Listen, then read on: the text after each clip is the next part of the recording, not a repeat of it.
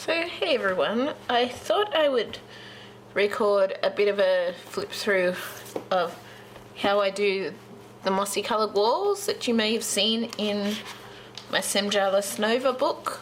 If you're on my Facebook page or follow my Facebook page or in the Zemjala Snova group, you may have already seen this image.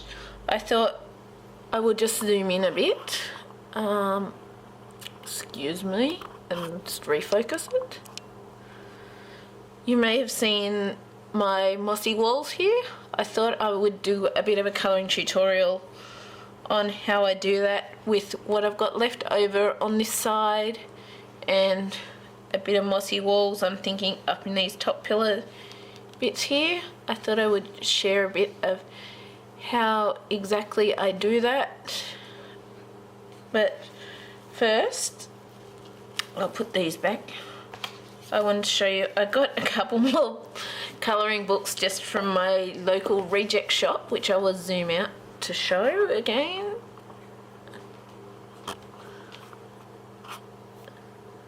Let's focus again. I got these were just $4 at my local reject shop here in Australia. But I got them just because I really like the patterns. I will add them to my, I know I've got a heap of flip throughs to go through and do, and reviews and colouring pieces. I'm trying to get back into it now, and I want to try and get some videos in advance because August the 14th to September the 1st I will be away. So in the meantime I'm going to be trying to do some extra videos and just get them built up, I guess, and hopefully I can work out how to work YouTube so that there can be videos going up while I'm not here. But yeah, so I got these, but the reason why I got them, normally I don't buy the cheaper books, but these ones I found the patterns to be really interesting in them. So as you see, it's like, sorry I had my hand on it then, like fishes and flowers and just sort of unique, interesting patterns with them. These ones I really like. But yeah, so I'll do flip throughs of these eventually. But this one's called Positively Zen, a multi-level creative colouring book. So it's based for beginners through to advanced people with the patterns. Yeah. It's 75 silhouettes and stuff, so there's things to find in it at the same time as well. Next one we've got is Enchanting Motifs, which, yeah, is another multi-level colouring book from the reject shop. And this one just has like these sorts of patterns in it. Just things that are a little different. I think I've seen these in other books as well, but I thought it was quite interesting and unique. I like some of these sorts of paisley sort of patterns and mandalas and that. Plenty of unique sort of, really like this one. This was one that stood out to me, and this one. But yeah, just some really unique, interesting designs in there. Butterflies. I'll show you. And yeah, so it's just another multi-level colouring book. And then the last one that I got was Everyone Loves Colouring Patterns, and the reason why I got this one is I know some of the patterns are kind of, I guess, boring and not unique. Like some of these ones are fairly regular, but I still figure there's interesting things you can do with the different patterns and the colours and the shapes and textiles and stuff. Maybe they're very repeating, but there's still interesting stuff you can do with them. Like, say this one, I really like this one. I was thinking you could do really interesting, like a mosaic type glass feature with this pattern and just things like that. So there's sort of unique, different things you can do. They may be repeating, but I sort of got some interesting ideas for it. So yeah, it's quite unique. I'm not sure got one, hang on, let me get it. I'm not sure if I've done a flip through of this one. I'll just get it from my books here, sorry. Trying not to get in the light.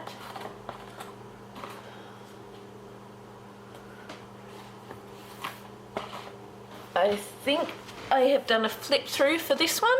I am not sure. I'll have to go back and check if I haven't. I've got heaps of colouring books I probably really still need to do flip throughs of. But this one's even more detailed. But I got this one, well, it's one-sided obviously and tear-outable, but this is like an extremely detailed book. I got this from my local Target ages ago. But yeah, this one's just a really, really detailed book because I like really detailed things. Yeah, so it's sort of very interesting types of things you can do with some of these patterns and stuff like that. So yeah, I might have done a flip through of that one, I'm not sure. But yeah, so now I will pause the video for a bit. I'll get set up. Need to get my, sorry, excuse the shadow. I've got my little pencil case here with, this has the colours I'm using for my mossy background, but it's also got my few polychromos pencils. I've only got like 12 or something. But yeah, so I've got, just keep those in there. And it's also, looks like it's got some of my sewing pins and thread in there. And my paintbrush, and no gel pen and that, but yeah, I'll get set up, ready to go, and we shall start working on this mossy background. So I will see you in a bit.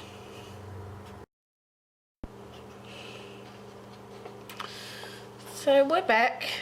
As you can tell, we're focusing on this little area in here behind the rushes and the greens. I don't always follow where the shadow details are. Sometimes I go a little different, like say with this butterfly you'd have shadows on here. You can see I've started a little bit on this area here, but I sort of was thinking about it and I thought, well, maybe people might like to know how I'm doing the mossy walls and rocks. So I thought I would bring it into a video. So colours we're using is obviously Prismacolor again. We're using Prismacolor Premier. I've got the 150 set, but we're using black PC935, Espresso PC1099, Chocolate PC1082, Light Umber PC941,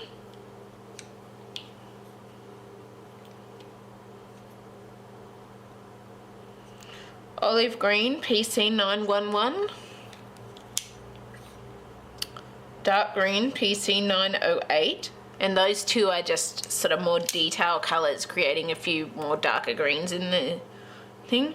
And then we've also got Limepeel PC1005 that we're using. So what we need to do, we need to start with our black PC935, and we're going to bring it in anywhere you see sort of details or shadows required. Because we've got the lights that are coming from this way on these leaves, we don't put it so much along here, but underneath this butterfly's wing we will have some shadows under there.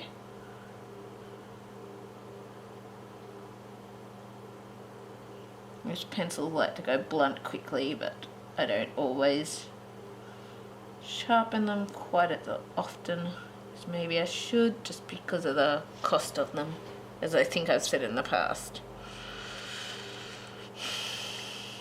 But yes, so we're just bringing our shadows under these areas.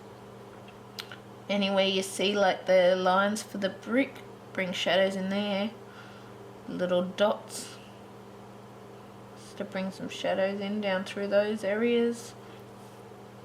This area here would have a shadow.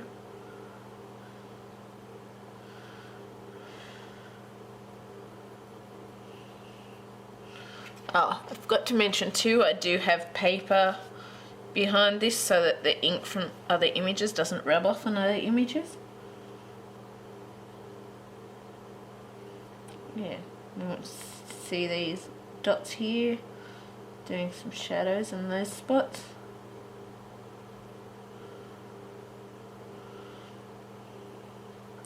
Another line in the brick.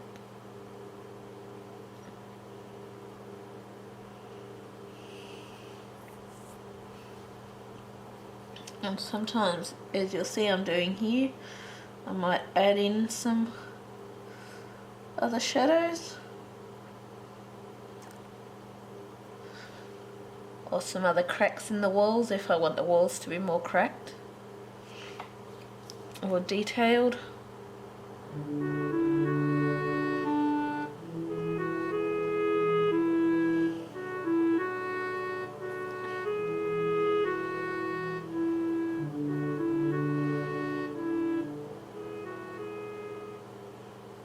Some areas will probably be mostly dark just because of the way the shadows fall.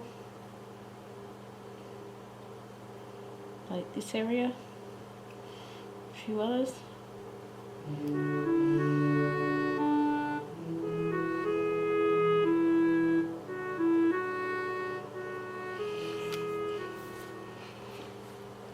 So we're basically going around highlighting every little area where it could be any sort of shadows with the black.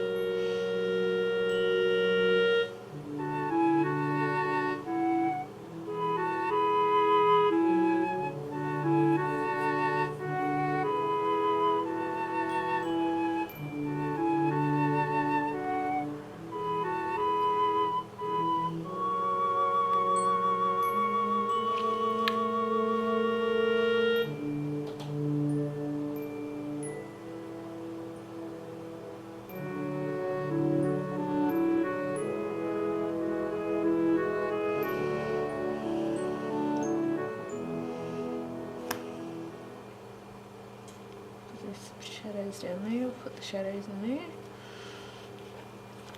I'll bring this across a bit, so I've got a couple more down here.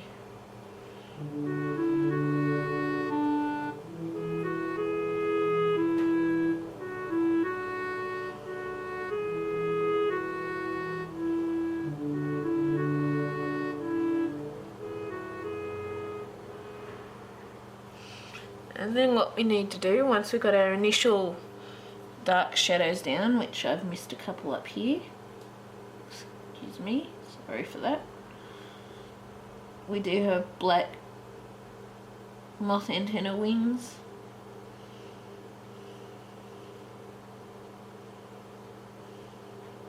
So they do kind of blend in a bit.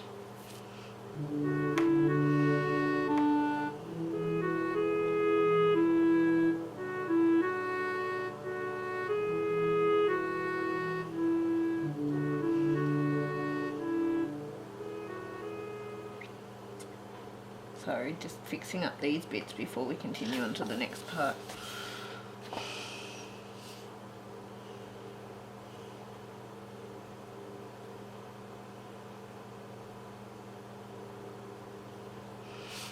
Then what we're going to do, now that we have those down, and now that I've accidentally gone over the lines again, we need to just bring in a light layer of the grey, of the black, sorry. The black, and we need to bring that everywhere there is a black line, you need to bring a light layer of the black into it.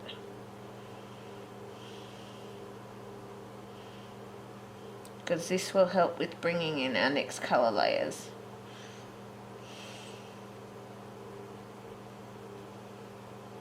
And I missed a spot there.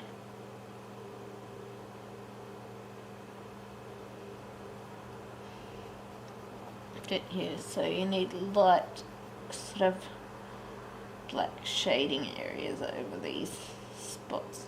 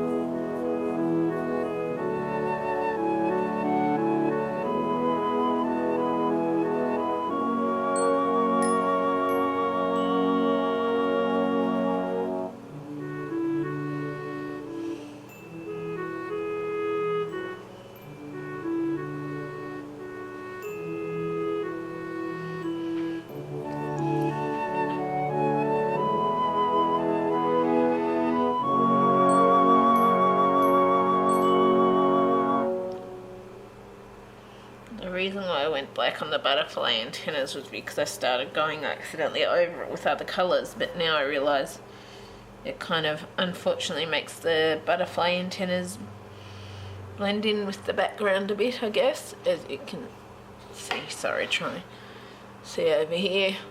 The antennas have blended in a bit with the background, but it still looks good, so yeah.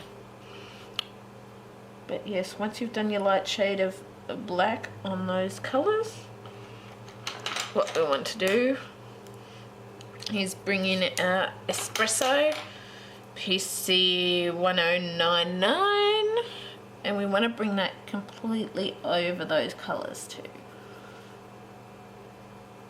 And like this last time, once we're done with that, we'll be bringing in a light, just colour layer over the top to blend them in a bit better. A lot of these layers are going to be a lot darker because this side there's a lot more cracks and vines and stuff in between it than the other side. But yeah, so we want to bring in our Espresso completely over all those colours and blend it all in over that blending. But we also want, as we did with the black, a light layer of the brown showing out after we've done that, because this all helps with blending the colours in together. Just trying to do it without getting my hand in the way, as I've been getting frustrated by that lately, but sometimes I sort of can't avoid it to do with the angle that feels comfortable colouring. So I'm sorry if my hand gets in the way in advance. I'm just doing the best I can, and I guess, as some people have said, this is the way I've learnt to do the colouring and that. So I want light layers of brown in all of these areas after we do the darker layer of brown over the top areas kind of thing.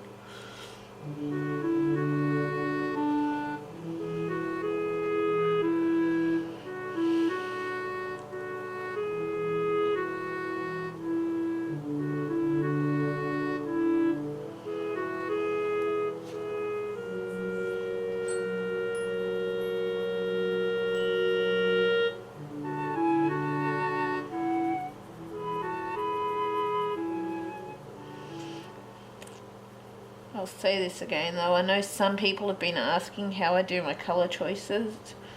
Basically, for me, it is basically just, I guess, a natural talent that I was born with. I've always chosen odd colours that other people wouldn't necessarily choose to use, or that look good till they actually happen.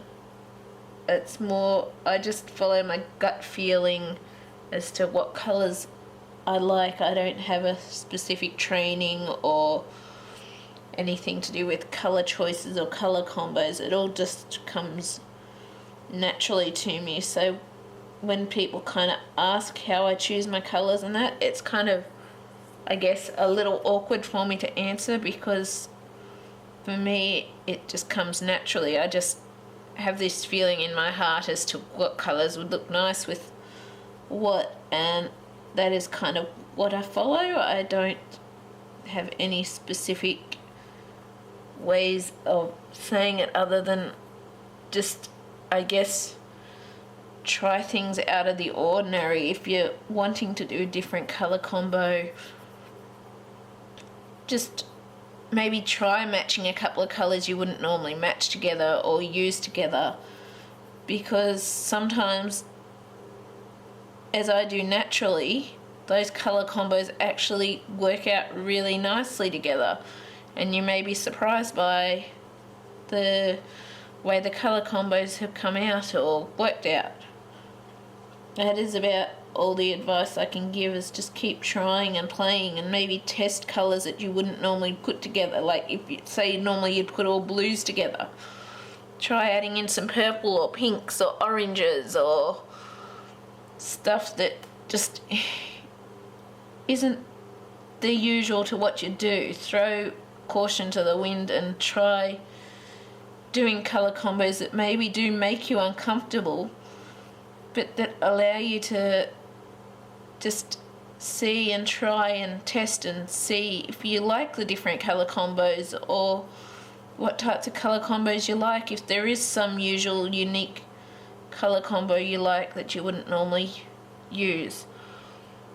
Because that's about all I can say, is because really for me it is just a natural talent to choose colour combos that others wouldn't choose. So other than that, I don't really know how to explain how to choose your colour combos, because it really just is natural talent for me. And I'm not trying to brag or anything with that, but it's the truth. It's just, I was born this way with choosing the colour combos. And so all I can recommend really is just play around, try things that you wouldn't normally try, and that may have made you feel out of your comfort zone. Just do it, because you never know what you could come out with from doing that.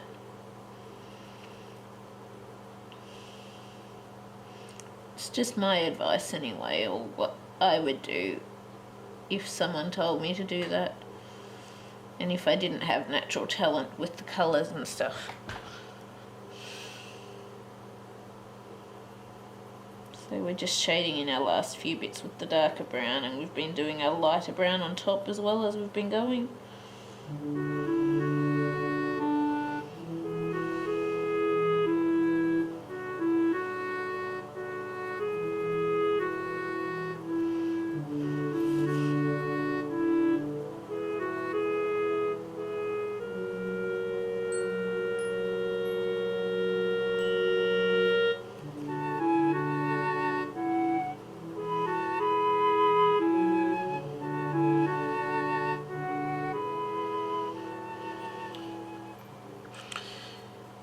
So we have done that bit. Now what we're going to come in with is our chocolate, which is our PC1082, and we're going to blend completely over all those areas, including the dark areas that are completely finished, or basically finished, because of the shadows taking up all the space. But we want to colour completely over all those areas with these colours as well.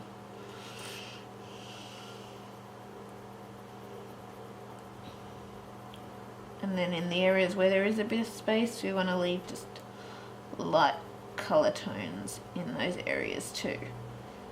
But this is really just sort of combining all our browns together, and that's why we leave the light shades out there, so that it looks more natural with the blending, with the lighter bits in there available.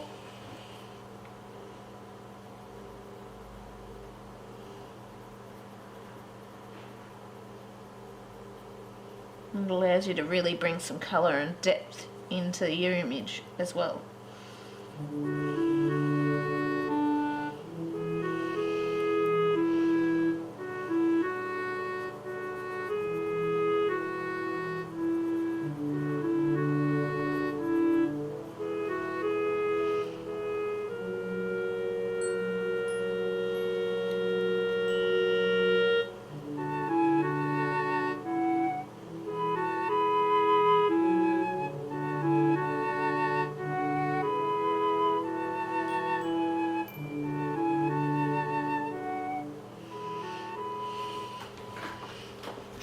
So there probably won't be quite as much of the green on this side just because of the spaces between the vines and stuff.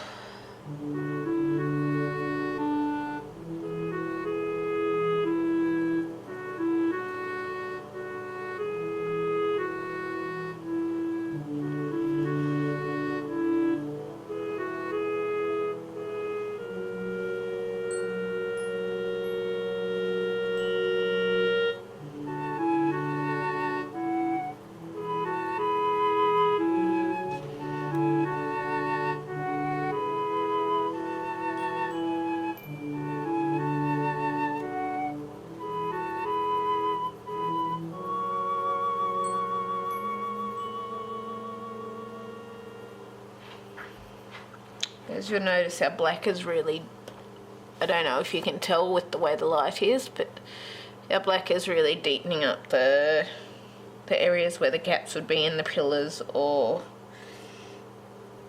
basically any of those sort of wall spaces or deep shadows that are supposed to be a lot darker and deeper.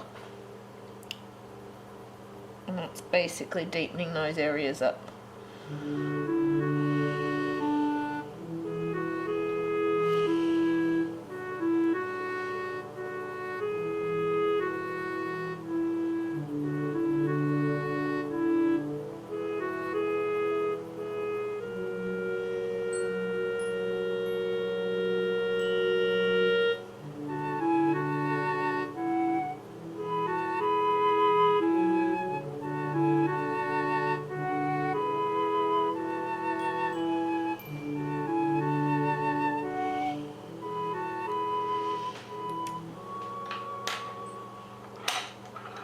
Next we're going to come in with our light umber, which is PC941, and yet again we bring that over all the colour combination areas here.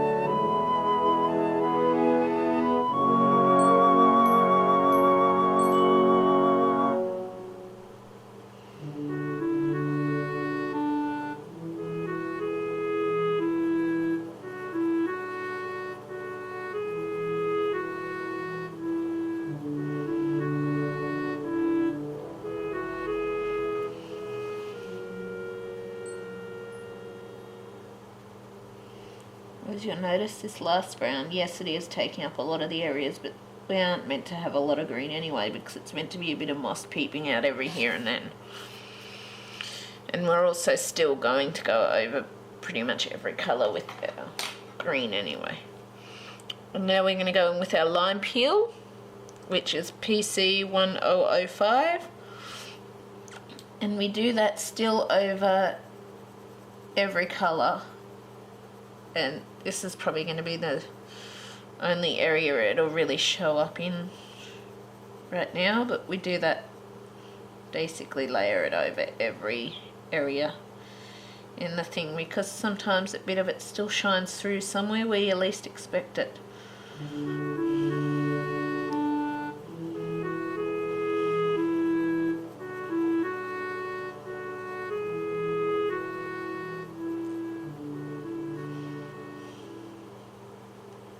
And it really is our mossy colour, and it helps blend in the layers properly.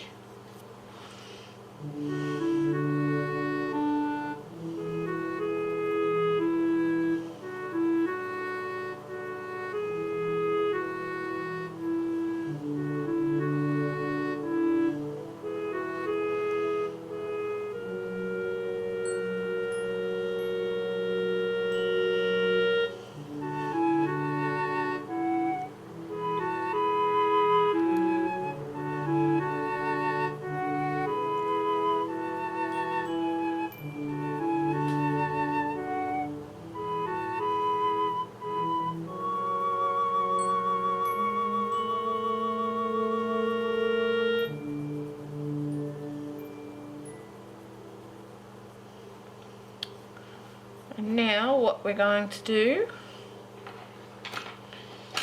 is pause for a minute just because of the time, and then we're going to go in with some of our dark green and olive green colours and just bring a bit more of the darker mossy colours out in there. So I'll be back shortly.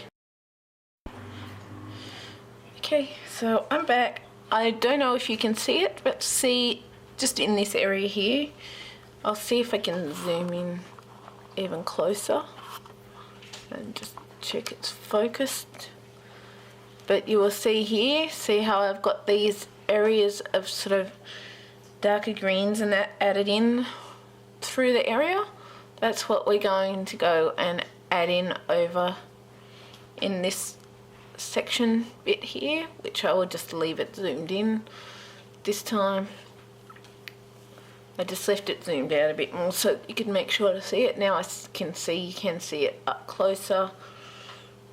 You may have seen more details by leaving it up closer, I'm not sure. But yes, I guess it's trying to judge when it's better to leave it zoomed out, when it's better to be zoomed in, and or sometimes if it's better in the mid sort of area. So yeah, but we're going to come in with both with our dark green PC908 first, and we're just going to bring that in different little areas along here, like sometimes even in the sort of the darker areas, just to bring a bit of that greenish tinge into the area. And to allow you to get that glimpse of that bit of mossy sort of look to it. So you'll see I'm just basically choosing anywhere I think it sort of needs it or would work. So really this part, it's up to your judgment as to where you want to place the mossy parts or where you want them to look mossy. Any of that, just basically up to personal judgment and choice as to where you place the mossy areas.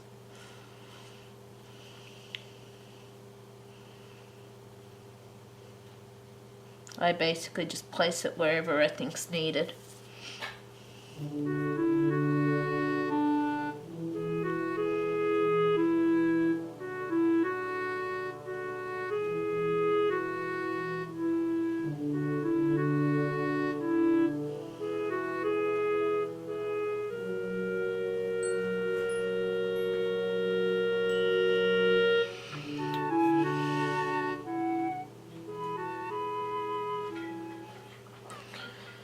And then lastly, we're going to go in with our olive green PC911. And basically this is the same as with the dark green, which I just realised one area I forgot to add some of the dark green into was down here. And it's basically the same as with the dark green, you just add it anywhere you sort of think it's required, pretty much. Just to bring in those mossy tones into the rocks.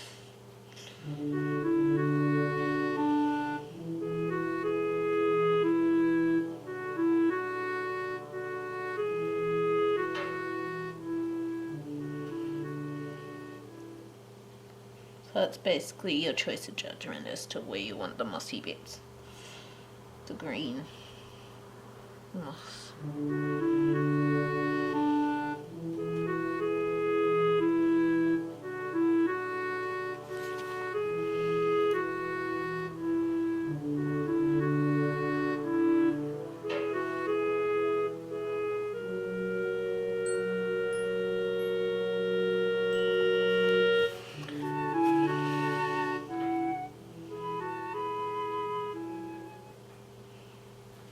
Yeah, I'll leave it at that. I hope this helps you out a bit, and I hope you can know how to do it if you're interested in doing mossy rocks. And I will just wipe this off and zoom out a little, but I'll probably just leave it at that bit, and I hope this helps you out with it. Just check it, zoom properly, yep. And I will see you next time. Bye.